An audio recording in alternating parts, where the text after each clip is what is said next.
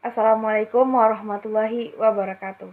Perkenalkan, nama saya Nizia Marnilasari, NIM 19053015, dari jurusan Pendidikan Ekonomi, konsentrasi Tata Niaga.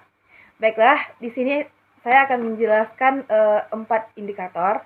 Yang pertama, tingkat pemasaran mikro. Yang kedua, macam-macam segmentasi pasar konsumen. Yang ketiga, kriteria segmentasi yang efektif. Dan yang terakhir, 5 pola pemilihan pasar sasaran. Langsung saja, baiklah saya akan menjelaskan yang pertama, yaitunya tentang tingkat pemasaran mikro. Tingkat pemasaran mikro ini ada 4 tingkat, yaitunya segmen, ceruk, wilayah lokal, dan perorangan. Yang pertama, pemasaran segmen. Segmen pasar terdiri dari sekelompok pelanggan yang memiliki sekumpulan kebutuhan dan keinginan yang sama atau yang persis. Pemasaran segmen menawarkan manfaat melebihi pemasaran massal.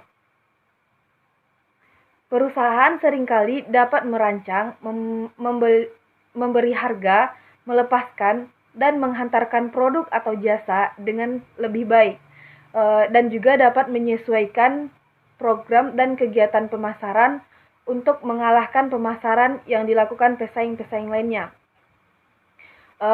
Kita dapat menentukan kriteria segmen pasar dengan berbagai cara. Salah satu caranya yaitu menentukan segmen preferensi. Ada 3 segmen preferensi. Yang pertama, preferensi homogen. Preferensi homogen ada ketika semua konsumen mempunyai preferensi yang hampir sama. Pasar tidak menunjukkan segmen alami. Yang kedua, segmen preferensi terdifusi. Konsumen dengan preferensi terdifusi ini mempunyai preferensi yang sama atau bervariasi. Jika ada beberapa merek di pasar, masing-masing ingin mempromosikan diri dalam ruang persaingan dan memperlihatkan perbedaan nyata untuk menyesuaikan diri dengan perbedaan dalam preferensi konsumen. Dan yang terakhir yaitunya preferensi kelompok. Preferensi kelompok dihasilkan ketika segmen pasar alami muncul dari kelompok konsumen dengan preferensi yang sama. Yang kedua, tingkat pemasaran mikro yang kedua yaitunya pemasaran ceruk. Ceruk adalah kelompok pelanggan yang lebih sempit, yang mencari bauran manfaat yang berbeda. Pemasar biasanya mengidentifikasi ceruk dengan membagi satu segmen menjadi subsegmen. Ceruk yang menarik itu seperti pelanggan mempunyai kumpulan kebutuhan yang berbeda, kemudian mereka bersedia membayar lebih kepada perusahaan yang paling memuaskan bagi mereka. Selanjutnya, ceruk tidak besar tetapi mempunyai ukuran, laba, dan pertumbuhan yang potensial dan tidak menarik banyak pesaing lainnya. Dan terakhir, penceruk mendapatkan keekonomisan tertentu melalui spesialisasi. Pemasar ceruk ingin memahami kebutuhan pelanggan mereka dengan baik, sehingga pelanggan siap membayar dengan harga tinggi. Tingkat pemasaran makro yang ketiga yaitunya wilayah lokal atau pemasaran lokal. Sasaran dari pemasaran lokal memunculkan program pemasaran yang disesuaikan secara khusus untuk kebutuhan dan keinginan kelompok pelanggan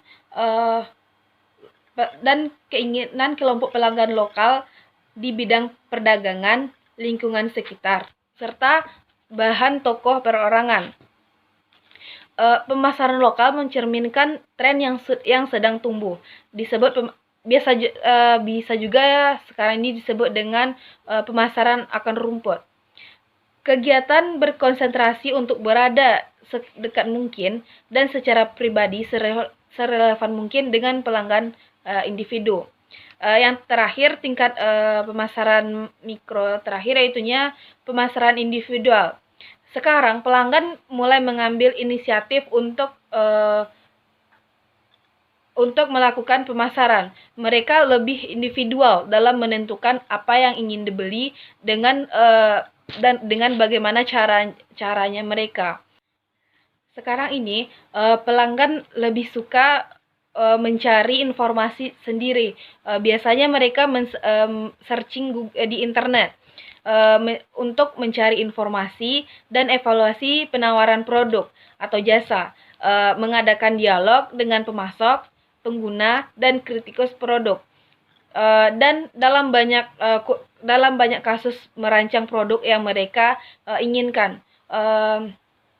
Tingkat yang terakhir ini sudah banyak kita lakukan di kehidupan sehari-hari. Misalnya, ketika kita ingin membeli sesuatu, maka kita akan mencari tahu apakah produk yang kita beli ini mempunyai kualitas dan kuantitas yang baik. Maka kita melihat atau mencari informasinya di internet. Selanjutnya, indikator yang kedua yaitunya macam-macam segmentasi pasar konsumen. Segmentasi ini adalah kegiatan membagi-bagi pasar yang bersifat heterogen ke dalam satuan-satuan pasar yang bersifat homogen, atau proses membagi pasar ke dalam segmen-segmen pelanggan potensi dengan kesamaan karakteristik yang menunjukkan adanya kesamaan perilaku membeli. Variabel utama segmentasi ini adalah segmentasi geografis, segmentasi demografis, segmentasi psikografis, dan yang terakhir segmentasi tingkah laku. Baiklah, yang pertama segmentasi geografis. Segmentasi geografis ini memerlukan pembagian pasar yang menjadi berbagai unit geografis seperti negara, negara bagian, wilayah, kabupaten, kota, atau lingkungan sekitarnya. Perusahaan dapat berorientasi atau beroperasi di satu atau beberapa daerah, atau tetap beroperasi di seluruh daerah sambil tetap memberikan perhatian pada variasi lokal. Kedua, segmentasi demografis. Dalam segmentasi demografis ini, kita membagi pasar menjadi kelompok-kelompok berdasarkan variabel usia, ukuran keluarga, siklus hidup keluarga, jenis kelamin, penghasilan, pekerjaan, pendidikan, agama, ras, generasi, kebangsaan, dan kelas sosial. Salah satu alasan variabel demografis ini begitu populer bagi pemasar adalah bahwa variabel ini sering terkait erat dengan kebutuhan dan keinginan konsumen. Alasan lainnya adalah variabel-variabel itu mudah diukur. Pemasar lebih suka menggunakan segmentasi demografis ini karena mereka tahu siapa yang akan ditujunya. Misalnya, produk ini berguna untuk usia dari usia batita atau untuk remaja dan lain-lainnya. Jadi, pemasar itu lebih mudah untuk mencapai target yang ia inginkan. Yang ketiga, segmentasi psikografis. Psikografis ini adalah ilmu menggunakan psikologi dan demografi guna lebih memahami konsumen. Dalam segmentasi psikografis ini, pembeli dibagi menjadi berbagai kelompok berdasarkan sifat psikologis atau kepribadiannya, gaya hidup, atau nilai. Segmentasi yang terakhir yaitu segmentasi perilaku.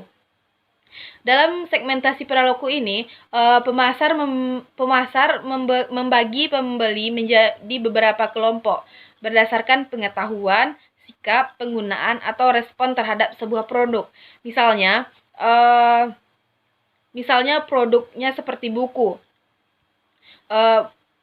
Buku pelajaran yang digunakan, yang dipromosikan untuk anak SD, itu sudah tentu tujuannya adalah untuk anak SD. Jadi pemasar tidak berpikir lagi untuk siapa produk ini akan dipasarkan.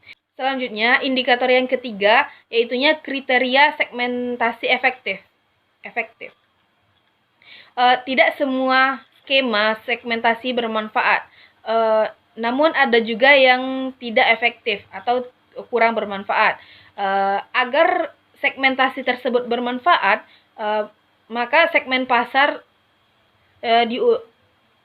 memiliki kriteria sebagai berikut. Yang pertama, terukur.